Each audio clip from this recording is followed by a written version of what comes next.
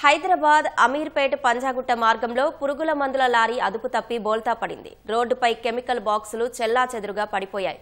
కిలోమీటర్ల మేర traffic jam అయింది. మరింత సమాచారం మా ప్రతినిధి నాగార్జున అందిస్తారు.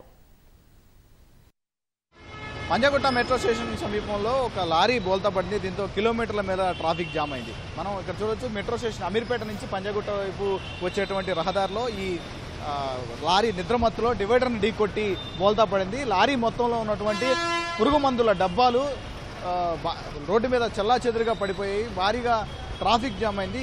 ఈ ఘటనలో స్వల్ప గాయాలతో డ్రైవర్ క్లీనర్ బయటపడేట్టుగా తెలుస్తుంది. భారీగా ట్రాఫిక్ జామ్ నిలిచిపోయింది. కిలోమీటర్ల మేర ప్రధాన రహదారి కావడం, రోడ్డుపై చెల్లాచెదురుగా పడిపోవడంతో పూర్తి స్థాయిలో రోడ్డుపై ట్రాఫిక్ జామ్ ఏర్పడింది. అయితే ఇక్కడ వీటన్నింటినీ క్లియర్ చేసేందుకు ఘటనా స్థలానికి చేరుకున్నటువంటి పంజాగుట్ట పోలీసులు, ట్రాఫిక్ పోలీసులు కూడా ప్రయత్నం చేస్తున్నారు.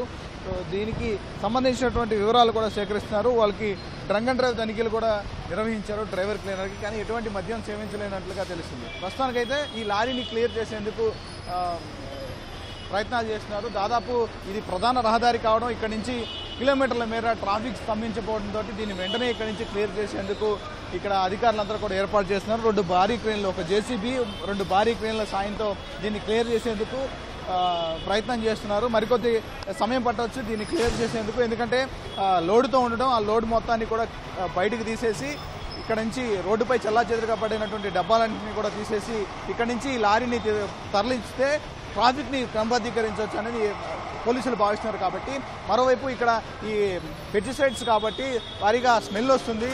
వీటన్నింటినీ కూడా ఇక్కడి నుంచి తరలించేందుకు ఏర్పాటు చేస్తారు. కొన్ని డబ్బాలు ఏవైతే ఉన్నాయో వాటి నుంచి కెమికల్ డబ్బాలు పగిలి రోడ్డుపై పడిపోయాయి. దాదాపు కొంత పవర్ స్మెల్ ఇక్కడ వస్తుంది. కాబట్టి వీటన్నింటినీ క్లియర్ చేసేందుకు పంజాగుట్ట పోలీసులు అండ్ ట్రాఫిక్ పోలీసులు ప్రయత్నాలు చేస్తున్నారు. ఒక భారీ క్రేన్, మరొక జేసీబీ సాయంతో ఈ లారీని ఇక్కడి నుంచి తీసుకువేస్తే దాదాపు కిలోమీటర్ల మేర నిలిచిపోయినటువంటి ట్రాఫిక్ని క్రమబద్ధీకరించేందుకు అవకాశం ఉంటుందని పోలీసులు భావిస్తున్నారు. కెమెరామెన్ ప్రేమ్తో నాగార్జున, ఈటీవీ న్యూస్, హైదరాబాద్.